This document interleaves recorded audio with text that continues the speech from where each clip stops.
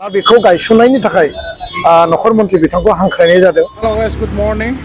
आसा खालामदों नोंथांमोनाबो इसोरनियाव जोबोद मोजां दं आरो लोगोसे आंबो नोंथांमोननि अननायावबा इसोरनियाव जोबोद मोजां दं। स' बे समाव आङो नोंथांमोननो मानि सायाव बा मानि थाखाय भिडिअ लाना फैदों नोंथांमोना सिगांनि भिडिअ इन्ट्र'खौ नुनानै निश्चय बुजिखाबाय।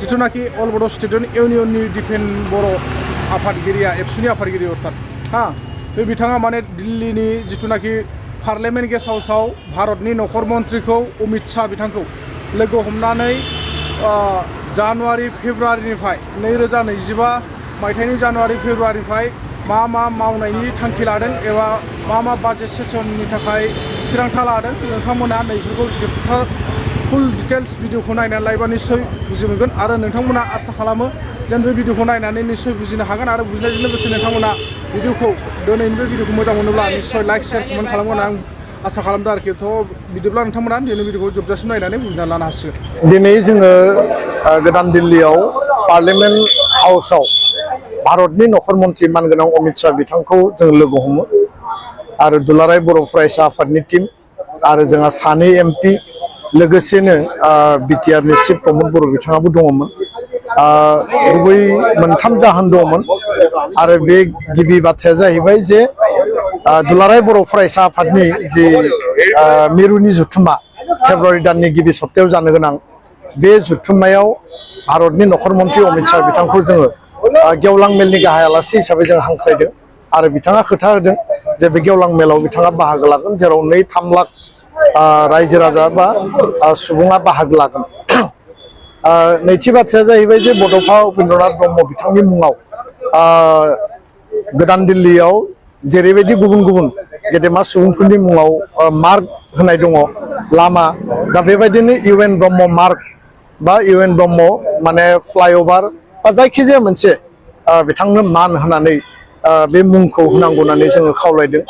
सेक्सुवेलनि लेभेलावबो डिसकासनाव दङ आरो बेखौ बिथाङा मोनसे सिद्धान्तनि गेजेरजों बिटिआर काउन्सिला गावनो हारसिङै सेन्ट्रेलनिफ्राय फान्डनि गेजेरजों सोलिनो हानाय बे बेबस्थाखौ खालामनानै होगोन होननानै बिथाङा जोंनो खोथा होदों। गुबुन फारसे कार्बि आंलंनि जि एसटि हिलनि मेटार 30 बोसोर जाबाय जोंहा मोननै एकर्डआव बेयो लिरनाय दङ आरो हिलनि थाखाय बर'फोरखौ एसटि हिल होनांगौ, प्लेनाव कार्बिफोरखौ प्लेन होनांगौ। बे बेबस्थानि गेजेरजों जि एसटि हिलनि मर्यादा कार्बि आंलंनि बे खोथाखौ जों बिथांनो प्लेस खालामबाय आरो बिथाङा बिनि सायाव मोजां डिसिसन होगोन होननानै जोंनो खोथा होदों। दा बेखायनो जोङो आसाबादि एनडिएफबिनि रिलेटेड जिखिनि जोंहा दाबिफोर दङमोन जों बेयाव दैखांदों।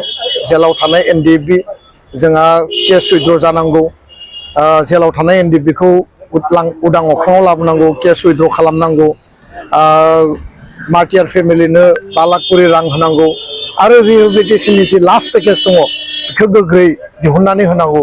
बे मोनब्रै दाबिखौ जों बिथांनि सिगाङाव लाखिदों।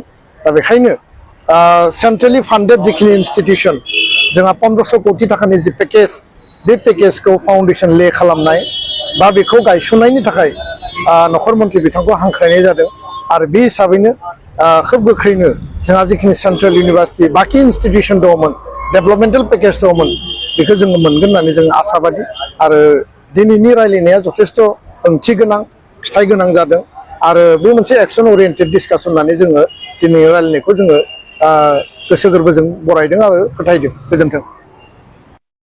खेबसेनो रोखा फिननाय होदों जे फ्लाइअभार जा बा लामा जा मार्क बिथाङा बिनि थाखाय सिद्धान्त लानानै मोनसे अनार होगोन होननानै बिथाङा खोथा होदों। थामथिया जाहैबाय जे 2020 27 जानुवारिनि जि बर' गोजोन गोरोबथा जि बिटिआर एग्रिमेन्ट बिनि जि गुबै जि क्लज दङ बे क्लज मथे 125 सिक्सुवेल जि एमेन्डमेन्ट एक्ट आरो बे एक्टनि गेजेरजों 60टा समस्ति बांहोनाय 8टा डिपार्टमेन्ट एडिसनेलि बेखौ बांहोनाय जोंहा जिखिनि माने भिलेज लेभेल आरो मिउनिसिपाल लेभेल जि काउन्सिल जि माने मोनसे सेटआप लकेल बडि जि बानायनाय आरो गुबुन गुबुन जिखिनि माने सिक्सुवेलनि जि एमेन्डमेन्टनि गुबै खोथाफोर बेयाव दङ बे एमेन्डमेन्टखौ लाबोनायनि थाखाय जोङो दाबि दैखाङो। खारन दा उइन्टार सेसन पार्लियामेन्ट सोलिगासिनो दङ आरो नखर मन्त्रि बिथाङा खोथा होबाय जे फैबाय थानाय जानुवारि दाननि लास्ट आरो फेब्रुवारि दानाव जि बाजेट सेसन जागोन बे बाजेट सेसनाव 125 जि सिक्सुवेल एमेन्डमेन्ट बेखौ लाबोनाय जागोन आरो बेखौ बिल पास खालामनाय जागोन। बेयावनो लोगोसे दङमोन जोंहा जे बिटिआरनि जे फाइनान्सियेल अट'नमिनि बाथ्रा जे फाइनान्सियेल पावार सेन्ट्रेलनिफ्राय काउन्सिला थोंजोङै मोननांगौ स्टेटनिफ्राय जि मोनो बेथ' मोनखागोनखा जोंहा गावनि रेभिनिउ जि दङ बे दंखायो खिन्थु सेन्ट्रेलाव आरमार्क जानांगौ आरो